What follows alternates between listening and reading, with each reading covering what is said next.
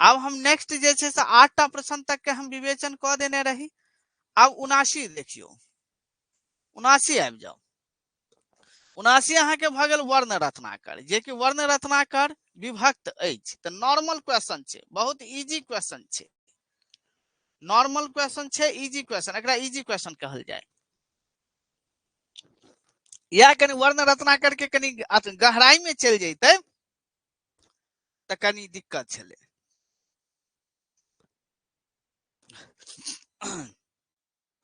सबसे पहले एत देखियो कि म हर प्रसाद शास्त्री छले। बहुत गोटे के तो म सोहो साहित्य में बाजल नहीं आवे छे। हम देखलिए या एकटा यूट्यूब पर एकटा वीडियो देखलिए, म सोहो ने हुनका बाजल अबै छे। म हर प्रसाद शास्त्री जे छलथि अहाँ के एकर खोज केने छे। तो वर्ण रत्नाकर के सबसे पहले पूछत कि खोज के केने छथि? म हर प्रसाद शास्त्री। कहिया? तो देखियो 1895 से ल क 1900 बीच में 2 बेर नेपाल यात्रा गेलथि। आ ओ अपन शिष्य है, शिष्य के नाम कनी एखन हमरा स्मरण नहीं है, ओ अपना शिष्य के संग जे छे एकर खोज केने छलथि। अपन चेला के संग जे छे एकर खोज केने रहे। मुदा नाम हुनके अबै छे म हर प्रसाद शास्त्री के अबै छे कि खोज के केने छलथि। मुदा एकर अहम रोल एमे अहाँ के हिनकर शिष्य सेहो निभेने छथि। तो 1895 से ल क 1900 बीच के में जे छे ई कतेक बेर अहाँ के नेपाल गेलै? तो 2 बेर गेलै। याद रखब, इहो क्वेश्चन अहाँ के कहीं डिफिकल्ट में पूछ ले कि ए दुनू यानी 1895 आ 1900 के बीच में 2 बेर अहाँ के नेपाल गेल छले। आ ओत जे छे से अथक प्रयास के संग जे छे से एकरा जे छे से अहाँ के खोज केने छलथि। तकर बाद एकर प्रकाशन कहिया करल गेल? तो प्रकाशन जे छे से एकर अहाँ के 1940 में, 1940 में जे छे तो बबुआ जी मिश्रा सुनीति कुमार चटर्जी के संपादन में जे छे से 1940 में रॉयल एशियाटिक सोसाइटी बांग्ला द्वारा अहाँ के प्रकाशित भेल छे। ठीक छे? कत द्वारा? बांग्ला द्वारा। आ तकर बाद 1980 में, यानी पहिल प्रकाशन 1940 में भेल। आ जो अहाँ के पूछत कि मैथिली अकादमी से कहिया भेल तो 1980 में दोसर प्रकाशन 1980 में। जे कि याद रखब, ई वर्ण रत्नाकर जे छे अहाँ के ज्योतिरीश्वर द्वारा 7 कलोल में लिखल गेल छे। मुदा एकरा विभक्त कैल गेल छे 8 कलोल में, संपादित कैल गेल छे, प्रकाशित कराओल गेल छे मैथिली अकादमी से। पहिल बेर जब प्रकाशित भेल रहे तो 7 कलोल में। तकर बाद जे छे से 8 कलोल में अहाँ के गोविंद झा आ पंडित जे छे से अहाँ के की नाम छे हुनकर, अहाँ के पंडित आनंद मिश्र, पंडित आनंद मिश्र के संपादन में जे छे से 1980 में प्रकाशित भेल छल। पंडित आनंद मिश्र के संपादन में जे छे 1980 में प्रकाशित भेल छल।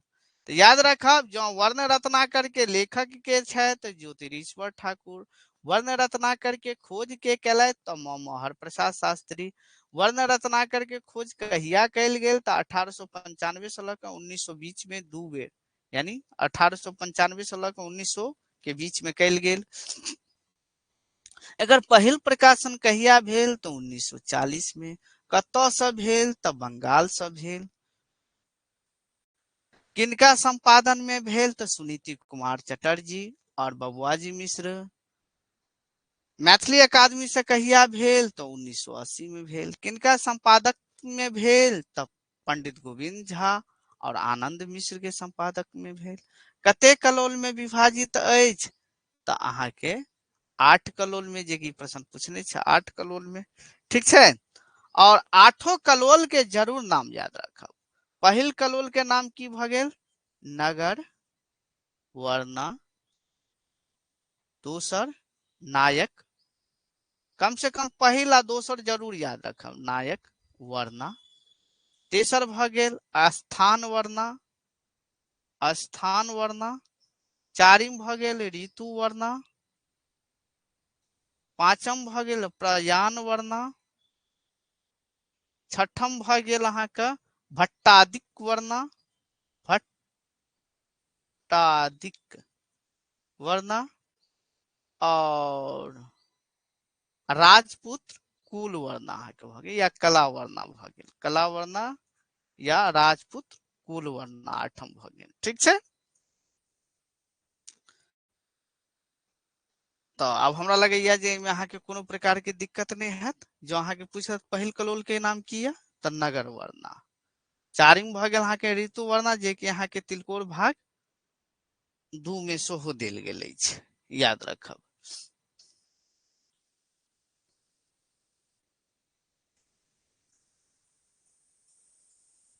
नवासी, 80, 80 पर आबि जाउ। 80 में जे छै अहाँके पक्ष सहायक देने छै, जे कि पक्ष सहायक नहीं हेतै, पंच सहायक हेतै। की हेतै? पंच सहायक। टाइपिंग मिस्टेक छै, पंच सहायक हेतै। ई किनकर छै? ई अहाँके ज्योतिरीश्वर ठाकुर के छै। ज्योतिरीश्वर ठाकुर के 3टा पोथी छै। वर्ण रत्नाकर, धूर्त समागम,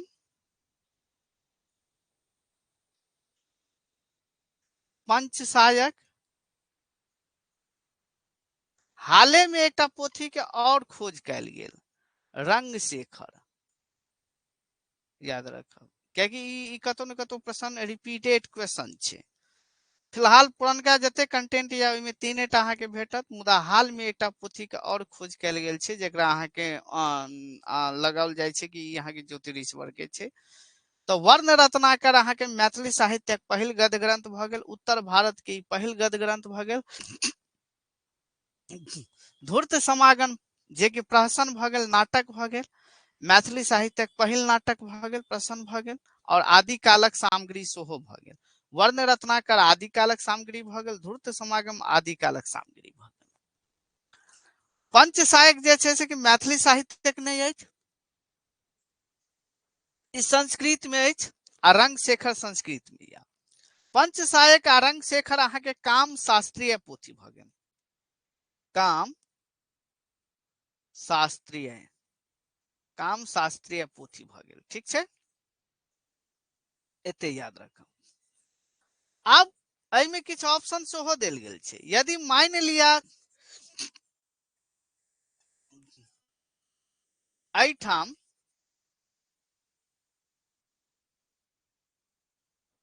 पंच सहायक देने छै, अतः लिखल रहते वर्ण रत्नाकर लिखने छै, एतऽ लिखल रहते धूर्त समागम लिखने छै, एतऽ लिखल रहते पंच रंग शेखर लिखल छै, एतऽ लिखल रहते। गप बुझ गेलौं? तो ज्योतिरीश्वर ठाकुर छै। ठीक छै, ज्योतिरीश्वर। आब एतऽ एकटा चीज और छै, 2टा ऑप्शन और देल गेल अछि अहाँके, रमापति आ उमापति। रमापति आ उमापति, तो हम ओहो पर चर्चा कऽ लै छी कनि 2 मिनट।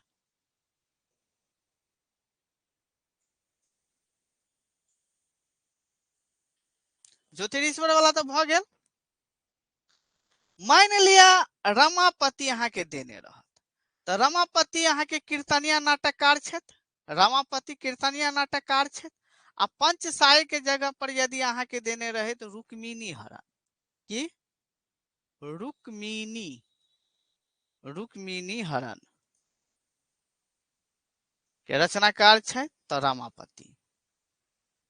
रुक्मिणी, एकरे रुक्मिणी हरण के जैसे से अहाँ देख लेबै, हम ओतऽ अहाँके सबटा देने छै। रुक्मिणी हरण कह लियो, रुक्मिणी स्वयंवर कह लियो, रुक्मिणी परिणय कह लियो, अहाँके 3 नाम देने रहत। के लिखने छै? तो रमापति, याद रखब। और यह जगह पर यदि अहाँके दऽ देत, पंच सहायक के जगह पर यदि अहाँके दऽ देने रहते कि पारिजात हरण के, पारिजात